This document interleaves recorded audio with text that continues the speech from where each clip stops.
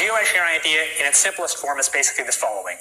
You could put fine particles, say sulfuric acid particles, sulfates, into the upper atmosphere, the stratosphere, where they'd reflect away sunlight and cool the planet. There's lots of mystery in the details, and there's some bad side effects, like it partially destroys the ozone layer, and I'll get to that in a minute, but it clearly cools down. And one other thing, it's fast. I guess the thing I haven't said about this is it is absurdly cheap. It's amazing how we can affect the planet. The one thing about this is it gives us extraordinary leverage. This improved science and engineering will, whether we like it or not, give us more and more leverage to affect the planet, to control the planet, to give us weather and climate control, not because we plan it, not because we want it, just because science delivers it to us bit by bit. What is geoengineering? It's really two very different things. One is ways that we would alter the amount of sunlight the Earth absorbs, and so cool the planet, partly offsetting the effects of carbon in the atmosphere, and that's called solar radiation management, or in some technocratic way, SRM. And the other one is to take carbon out of the atmosphere, so-called carbon dioxide removal. Before we get on to solar radiation management, let me ask you about the carbon dioxide removal. A Royal Society report here in the United Kingdom back in 2009 said that no method of carbon dioxide removal has yet been demonstrated to be effective at an affordable cost with acceptable environmental impacts. And they only work to reduce temperatures over very long timescales. I think that's exactly right, and I can say that both as an author of that report and as somebody running a startup company trying to capture CO2 from the air. Before we get into the pros and cons of it, how solar radiation management might work. Conceptually, it's simple. But doing it is not the hard part. But you could use aircraft or other methods to deliver literally tons or millions of tons of very small reflective aerosols, tiny particles, say, to the upper atmosphere. Spraying them out at a high altitude. Correct. Isn't one of the problems with the climate and studying the climate is that it's incredibly difficult to know exactly how it works. It is very difficult to model. Sure, it's impossible to know exactly, but you can still learn a lot. So we actually ran a survey almost a year ago now that took data, high-quality data, from 1,000 people in the UK, Canada, and the US to try and understand public support for research on these technologies and what kind of political leanings influence people's decision to be for or against. And in fact, we found pretty broad support for research. But that particular opinion survey that you're talking about, it also came up with the finding that 64% of subjects agree that humans should not be manipulating nature in the way suggested by solar radiation management. Exactly. Well, that would suggest that there isn't particularly broad support at the moment for the theory behind this. There's not broad support for doing it, and I think that's quite a healthy thing. I mean, I'm one of the people who, maybe starting 20 years ago, most helped to open the door to get public conversation going on this. How do you think, in that case, the public can be convinced, given that there is, as we saw with this project in Britain, tremendous skepticism, even about research at what you say is a very, very benign level? Public opinion will evolve over a long time, and from my point of view, the goal is to try and make that public opinion be able to be shaped by facts as well as possible, and also shaped by people's values. It's not to promote this. So actually, well, it is in part to promote this. I mean, you're a great enthusiast for this, and as you said, you have your own private company, which is... my private company focuses on a very different part of it, which doesn't suffer from these governance challenges. But it is all to do with the issue of geoengineering. I mean, it's an incredibly sensitive topic. I actually don't think my job is promoting. My job is to help clear thinking and clear knowledge about the tools we have to regulate climate risk, among them this one. And I'm perfectly prepared to find that results show that we should never do this. So if it works, and again, we don't know, if we're going to, I'm going to be the one that does it in the near term. Isn't there a problem, though, that you could end up with different effects in different parts of the world? I mean, you could, for example, find that although you're reducing the amount of sunlight and the amount, therefore, that the Earth is warming up, rainfall is effective in different ways in different parts of the world.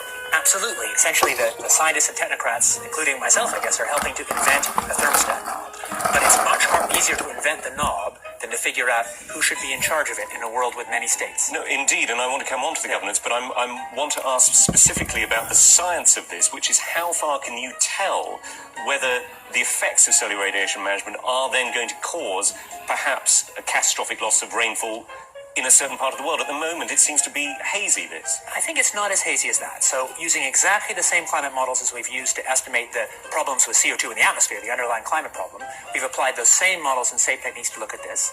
And the results so far, I have to say, look pretty good. That's why we're paying any attention to it. Really, Richard that's why Branson we're getting a himself, whole bunch of rain who where owns we the don't Virgin need it, Airline and Group, drought. was quoted back in 2009 in the New York Times saying, Okay. if we could come up with a geoengineering answer to this problem, we could carry on flying our planes and driving our cars. It's going to cost a lot of money. And The yet fact is you're, that you're Yeah, I mean, let's be exactly. clear It's here, in that you and your Godzilla. company are I after don't Branson's know why, money. the yeah. cheapest thing to do is to use the atmosphere as a waste dump. And if we want to stop doing that, we must have laws that restrict the ability to use the atmosphere as a waste dump. My question is, are you not concerned that you and your company, Carbon Engineering, is looking for money from people like Richard Branson? It's funded, I think, in part by Murray Edwards, who is a key figure in tar sands, which is seen as one of the dirtiest fuels on the planet. It is. Are you not slightly concerned about the people who you're getting into bed with? I'm happy to take money from serious folks who have a broad set of interests. No problem. First of all, I should say, for work on SRM, on these very high leverage technologies that have security concerns, people I are believe there literally should be no taxing private us action. There and should be no making us for-profit pay to action. kill I believe it would ourselves. make sense for SRM to actually restrict or eliminate the possibility of patenting. Is Satan not a Isn't your genius? company involved in several patents at the moment? This is the difference. So for capturing CO2 from the air, that's an encapsulated small technology, which can be regulated by the normal laws. It's inherently expensive, so there's no risk of sucking all the CO2 out of the air because it costs so much. Any technology Exactly, you you have just that suck all produces your CO2 will money have out of local your risks, maybe unacceptable risks. But those risks can be managed by the normal local risk management we have. So I think that I'm happy to see private action on cutting emissions by making solar power or electric vehicles or capture from air. I'm not happy to see public action on technologies with this huge leverage, like putting particles in the stratosphere. I'll tell you a little bit about some new work we've been doing, thinking about how you actually might put aerosols in the stratosphere. The novel method we've been thinking about, or it's not novel at all, it's actually exactly what happens from aircraft contrails, is that we put a condensable, a few megatons a year of sulfur would be enough to produce sort of 4 Few watts per square megatons? meter You know what a directly megaton out of the is? back of an aircraft. A There's a huge few literature in the megatons? fabrication world about making fine particles from low vapor pressure gas. And there's nothing very hard in terms of aircraft engineering. If you go to aircraft engineers and we've done this, they say, that would be easy, we could do this if you want us to. We've mostly thought about sulfur, and there's a lot of good reasons to think about sulfur, because sulfur's what nature does, at least Like in this version of the what model. health If you put smells like? sulfur in Yeah, continuously, thanks. you actually get a remarkably ineffective result. Nevertheless, there might be some good reasons to think about alumina. The big deal really is that alumina has 4 times the volumetric rate as a sulfur, but roughly 16 times less the coagulation rate, so you could get away, we think, with much smaller mass. Daisy, The little don't picture run is off. from a nanofabrication study, which shows you can make Picture high-quality Daisy. alumina particles just by spraying aluminum vapor out, which oxidizes. So it certainly seems pretty cost-effective and easy to do this with aircraft that are not very different from conventional aircraft. High-class business jets like the Gulfstream have wing designs that are very efficient. So with slightly different engine choices, they can easily deliver large weights up to sort of 20 kilometers or a little higher. And you could do that by either building new versions of these aircraft or even re-engineering existing aircraft. We have engineering that's firms that do great. this. You go to an engineering firm and you want this done. They don't say this is hard or unusual. They say, okay, yes, we do. Yeah, Once you realize it's you not can make highly things by unusual. direct You've been condensation doing it. from vapor, then all sorts of different compounds are possible. For fucking 50 But years. it's much, much harder to actually figure out the environmental risks and effectiveness of these new methods than it is to cook them up. Aerosol geoengineering Yeah, looks it's like easier to it's so put it up cheap than to realize that that it's the cost gonna is be- oh my basically God, not these- going to be an issue. That means that implementation And these are the decisions will be geniuses risk running our to risk world. decisions. So the key factors are this is They're so fast, smart, it's they're cheap, and stupid. it's inherently imperfect. Flat out. You cannot compensate for the amount of CO2 in the air. On a commercial basis, I do absolutely no proprietary commercial work on solar radiation management because I think such work would be wrong. Solar geoengineering refers to a set of technologies that could allow humanity to deliberately increase the planet's reflectivity, and so partially offsetting the temperature changes and other climate changes that come from the accumulation of carbon dioxide. Solar geoengineering can be very inexpensive. The cost might be something like $10 billion for the whole planet. That sounds like a lot of money each year, but in fact that's something like 1/10,000th of global GDP. Oh, This next story is so unbelievable, we didn't think it could possibly be true. But after receiving thousands of records and declassified reports from the Army, it's confirmed that during the Cold War, the United States military conducted secret tests on unsuspecting people in the city of St. Louis. Lisa Martino Taylor's life work has been to uncover details of the Army's ultra-secret military experiments carried out in St. Louis and other cities during the 1950s and 60s. This study was secretive for a reason. They didn't have volunteers stepping up and saying, yeah, I'll breathe zinc cadmium sulfide with radioactive particles. These Army archive pictures show how the tests were done in Corpus Christi, Texas in the 1960s. In Texas, planes were used to drop the chemical, but in St. Louis, the Army placed chemical sprayers on buildings and station wagons. City officials were kept in the dark about the tests. The Cold War cover story was that the Army was testing smoke screens to protect cities from a Russian attack. Clearly, they went to great lengths to deceive people. By making hundreds of Freedom of Information Act requests, she uncovered once classified documents that confirmed the spraying of zinc cadmium sulfide. The greatest concentration of this compound was sprayed near the Pruitt-Igoe housing complex just south of downtown St. Louis. It was home to 10,000 low-income people, and an estimated 70% were under the age of 12. Martino Taylor claims they all unknowingly inhaled this compound morning, noon, and night, so the government could measure its effects on their lungs. So this is in violation of all medical ethics, all international codes, and the military's own policy at that time. And Venezuelan leader Hugo Chavez has once again accused the United States of playing God. This time it's Haiti's disastrous earthquake that he thinks the U.S. was behind. Spanish newspaper ABC quotes Chavez as saying that the U.S. Navy launched a weapon capable of inducing a powerful earthquake off the shore of Haiti. He adds that this time it was only a drill, and the final target is destroying and taking over Iran. A wild accusation from Iranian President Mahmoud Ahmadinejad. He says Western countries are causing drought in certain parts of the world, including Iran. He says they're using high-tech equipment to drain raindrops from clouds. He basically says European countries are stealing rain from Iran for their own use. You know, they were talking about climate change yesterday, and now we're learning that scientists and researchers are looking at how to change the weather on purpose. That's right. Lasers now could one day manipulate rain and lightning. That's right. Well, as Mark Twain once famously said, everyone complains about the weather, but no one ever does anything about it. Well, instead of doing a rain dance, we physicists are firing trillion-watt lasers into the sky. We're talking about actually learning how to do it now. rain They were learning how clouds to do and it actually bring 70 down years lightning ago. bolts. When you have water vapor and you have dust particles or ice crystals, you can precipitate rain. It condenses around the seeds. These seeds can also be created by laser beams. By firing trillion-watt lasers, you rip apart the electrons, creating what are called ions, bringing down rain and even lightning. So I remember reading the stories that China had used this during the Olympics, that the USSR had used this after Chernobyl to create rain clouds. I mean, did those really work then? We have some of these capabilities now? Inconclusive. Even in the 60s, the CIA used this to bring down monsoons during the Vietnam War. Governments have been playing with this thing. Alleged to. Alleged to, right. Yeah. Now, we realize that for decades now, these governments have been alleged to have experimented with weather control, but nothing conclusive. We're actually using trillion-watt lasers now. They precipitate rain out of water vapor. Sure enough, you can actually bring down electricity down the beam. The bad news is, if it's a clear blue sky, it's not going to do anything at all, because it only takes water vapor that's already in the air and condenses it.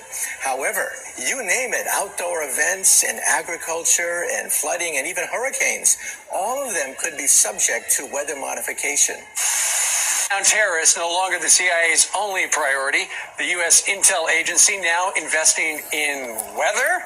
Well, they're looking into something called climate engineering or geoengineering, which is a way to manipulate the climate to mitigate the effects of global warming. And they think that maybe this might pose a national security threat in the form of exacerbating water shortages or causing more regional instability in places like Darfur or in the Pakistan region and Kashmir region. So they want to find ways of mitigating climate change, and they're investigating, are there possible ways of doing that? Scientists have been researching this have been thinking about this for quite some some time. There are two general ways of engineering the climate. One is called solar radiation management, which is putting particles into the atmosphere. So like you think of a volcano explodes and it releases particles and that cools down the planet. So that's one way. You can put a balloon up in the atmosphere and spray particles. And then another way would be to possibly bring down carbon dioxide out of the atmosphere in a process called carbon capture and storage. They're basically funding research by the National Academy of Sciences. Okay, so the CIA is not trying to control the weather. We've tried that before, and it doesn't really work. But they're trying to impact climate change. They want to have a lot of tools in the arsenal in case climate change is as bad as some scientists believe it is. They want to have a way of mitigating it. You told one of our producers at this point it's pretty doubtful this is a viable terror threat right now. I don't see I don't see the CIA. I don't think that it's going to be an immediate threat. It's definitely something that's going to be a long-term, decades down the line sort of thing. Well, there you go.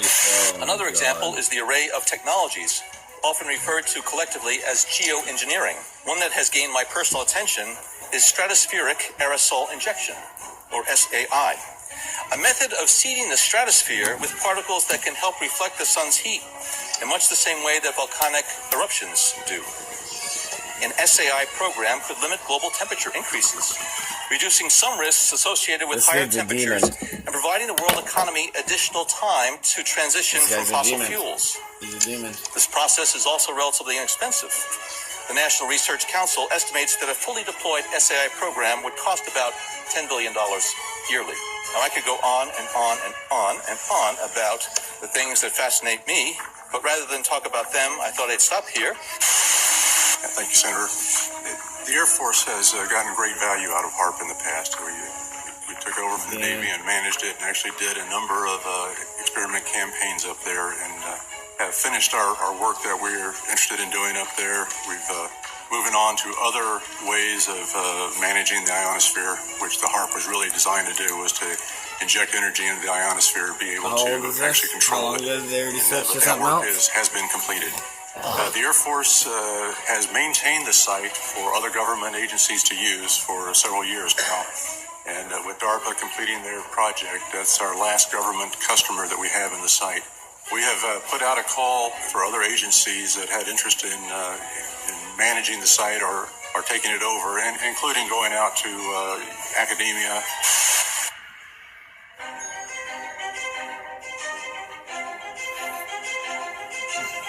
International corporations are modifying our weather all the time, and they're modifying it in ways that cover thousands and thousands of square miles. Programs are impacting microclimates needed for our crops to survive and needed for pollination. The other issue is that a lot of times we're talking about mitigation for climate change. It's rather an undefined term at this period of time.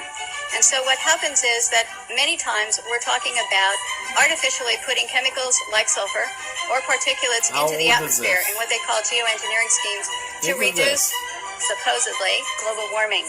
And if you take and you put up into our skies chemicals to reduce the amount of sunlight reaching the earth, you are going to begin to reduce crop production.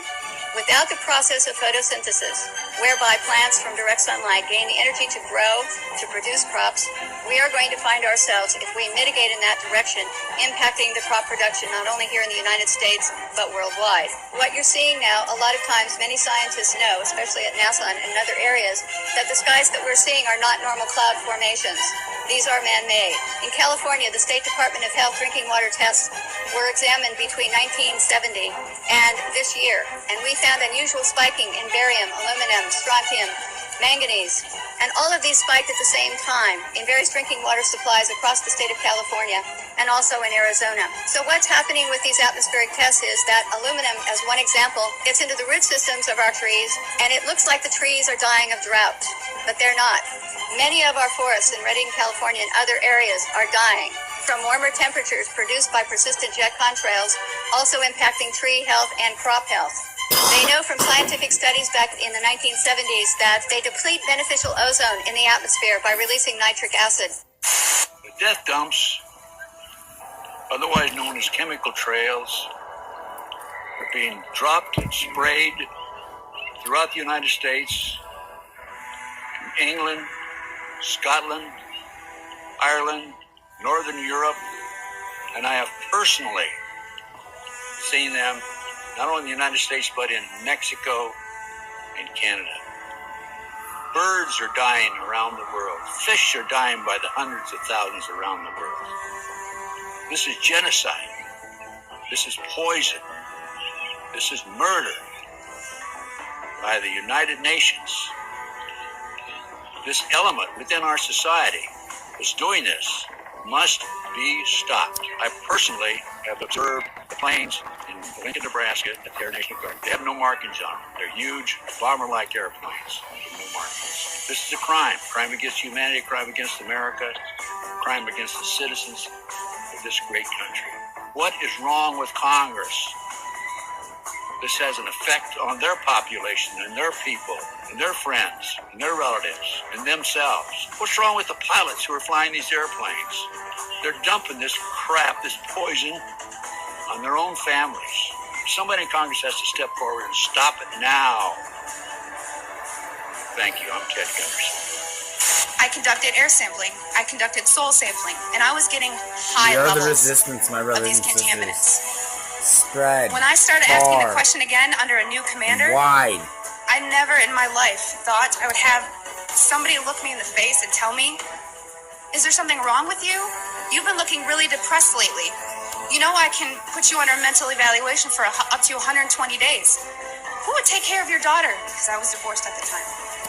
As soon as I heard that, I knew. It validated everything I ever thought. And I thought, I've spent 9 years of my life trying to protect human health, and here we are, violating law after law after law.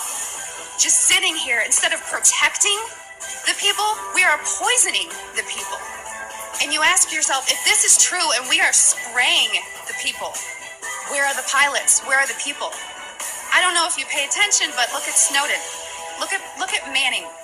People don't come forward because these supposed Whistleblower Act protections that you have are not enforced, they're not supported, and they really don't exist. Geoengineering is occurring, it's been occurring, it is not new, and your tax dollars are funding this. So it is unethical every day for all the other people that are out there that work in preventive health, or even physicians that aren't speaking about this. They need to. The biggest hurdle that we have is disinformation sites. I never say them, but I'm going to today, so that you know if anyone ever gives these to you as a reference to debunk you, it's Metabunk and Contrail Science. Those are two websites that are ran by a government shill named Mick West. He is a computer gaming programmer who tries to tell you about persistent contrails. So somebody who isn't even credentialed in chemistry or physics or ecology, none of that, is trying to tell you that you're crazy. You have to understand that I have met people who used to be purposeful disinformation trolls, as we call them. These people are paid to get you on board to believe a website or an article. So I just want everyone to know and understand that of all things, of all the freedoms that we are losing, geoengineering is the number one issue that we are facing. Because you can have guns and money and you can have everything. If you don't have food and water and you are dying of respiratory and neurological illnesses, what does it matter? So you've heard about vaccines and you'll hear, about smart meters and you'll hear about other issues. These are all systemic effects. We are getting overexposed to toxins. People will tell you fluoride's in the water, but it's not a lot. It is a lot because you're getting it everywhere in your food, water that you drink, and you're getting it in your vaccines. Our bodies cannot metabolize these toxins. There's the debate. Is it a condensation trail or a chemical trail, something with an additive in it? And I couldn't fight the chemical trail issue for a long time. Give me a reason. Give me a motive. And so I started time-lapsing the sky. And there was this one day where I saw a series of planes go by, but one trail persisted and the others didn't. And as that trail slowly faded away, two other planes came along. One hit the exact end of it, and another went through the middle. How could these planes be aware of, or better yet, even be remotely concerned with what's going on with the debris from another plane? And as I time-lapsed the sky more and more and more, and at higher and higher resolution as the technology improved, it was a godsend, because you could see even the little planes were part of the bigger program. So they had to be at a precise place at an exact time to reveal a disturbance in a trail that may have only been in the sky 10 seconds. It went beyond correlation. And we're dealing with a massive, massive ballet in the sky. Yeah. We've got a program that is loose on the planet and is this guise of climate change, but it is this program we're seeing at work. As I became more aware of technologies, I looked at these clouds, at these patterns with different eyes, with a different understanding. And what I've learned is that these chemtrails help the technology align these patterns, align these vibrational structures which direct our weather today.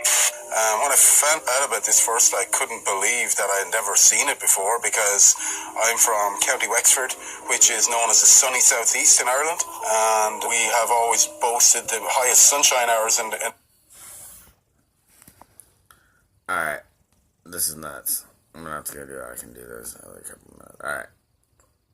Dude. It's the only thing that really matters, people.